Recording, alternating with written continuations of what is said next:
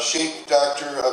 Rashied Matthews, and he began his journey in Egypt, where he spent 5 years traveling and learning about the social and political climate and becoming familiar with the effects of violence and crime on communities.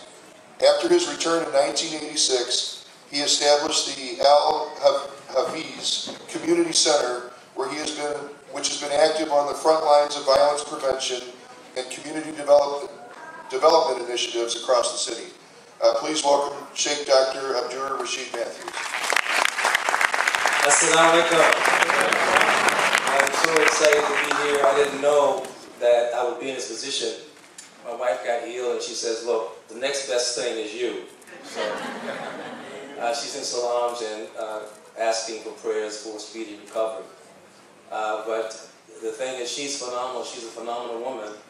And this is something that we've been doing for many, many years. In fact, a couple of my students here, Taslim Jamila and Kumalinks,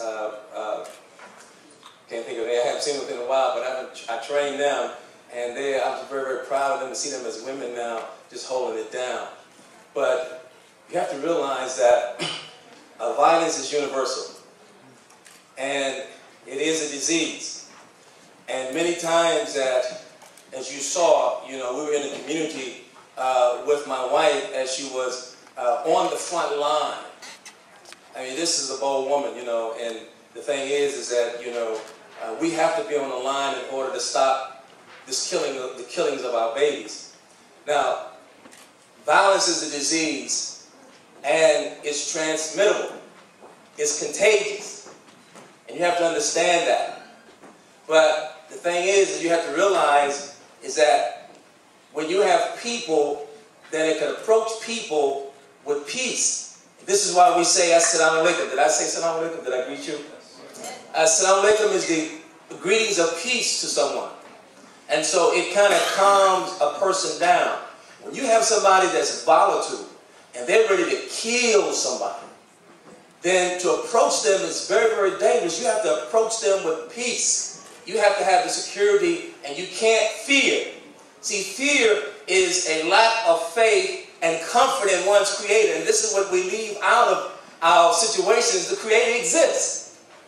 We weren't born violent. When you see a little baby coming out their womb, they're not violent, scratching and wanting to hurt someone. That's a learned behavior. That's taught. So if it's a behavior that's taught, then it can be a behavior that's untaught. And so this is universal in Syria. All my travels, it's violence in all the countries, all the cities.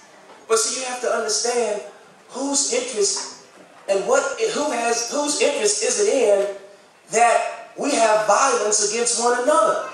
The Creator created us in different nations, tribes, and races so we may know each other. How can we know each other? It's the goodness in us that has to be known, and that's why when you approach someone with goodness or you approach someone with peace, you kind of put them at ease. And this is what we have been able to do in the community. And this is what we've been able to do from state to state in the different countries that we've been going into. We approach the situation with peace. Because good adab, good manners, is to the soul what the oxygen is to the body. As long as we have good manners toward each other, it's going to strengthen and empower our souls. That's universal.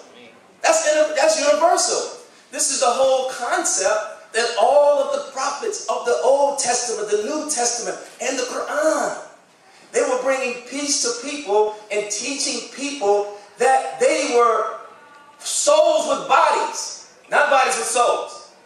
So we think that we're just bodies, and we're trained that we're just bodies, we're going to act that way.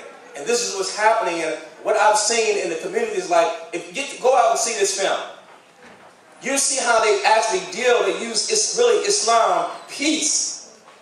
They approach good manners to calm them down. And Capricia, you saw the one at the end, she's doing very well. She just loves my wife. She's crazy about my wife. Because the thing is, she's had a lot of abuse. You have to understand that when a lot of people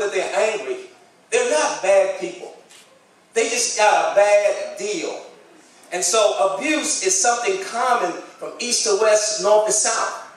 You see it in the different countries. What's happening in Syria? What's happening around the world? What's happening in Africa? The have and the have-nots. Whose interest is it in that human beings are against one another?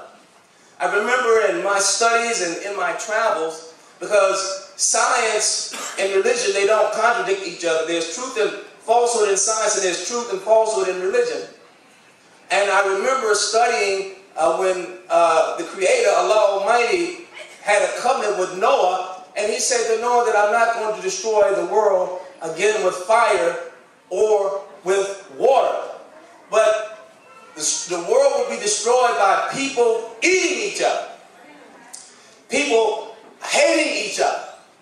Whose interest is it in that human beings lose their peace, that they lose their good conduct and become animals toward each other? See, human beings are not enemies of each other. And see, this is why all the prophets and all the wise people came to be among people to teach them that they are souls with bodies, who they are and whose they are. And this is the missing ingredient. I was on a radio station and they wanted to know about violence. Why? Say, Shaykh, why are you so effective when you go against some gangbangers? When you were going into prisons every Saturday and you had 200 or 300 gangbangers from different groups, how were you able to keep them at peace and coming each week and loving what you were saying? Say, because I came with good manners. I approached them. I didn't approach them looking down on them. I approached them to bring them up. And so this is what we're missing. When we see each other, greet your brother, greet someone. If you go to someone and it's, hey, how you doing? Or assalamu alaikum. It's a difference in you say, I don't want to say nothing to you. Or you look at them in a very evil way. You go in any place where it's hostile and you carry hostility with you, they're going to give hostility to you. So it's common sense. Vision is common sense. Common sense ain't so common no more. Common sense is not universal, because there's no way in the world that human beings who are from the same place, their souls are from the Creator, their bodies are from the earth, should be eating each other. Eating each other. Turn to your neighbor left and right and give them salams, or say hello to them, or whatever, in whatever language. This is what I'm talking about. This is what I'm talking about. See, let the love flow. See, everybody has that love in them, because the Creator says, how the movement made them up. The heart of the believer is the house of the Creator.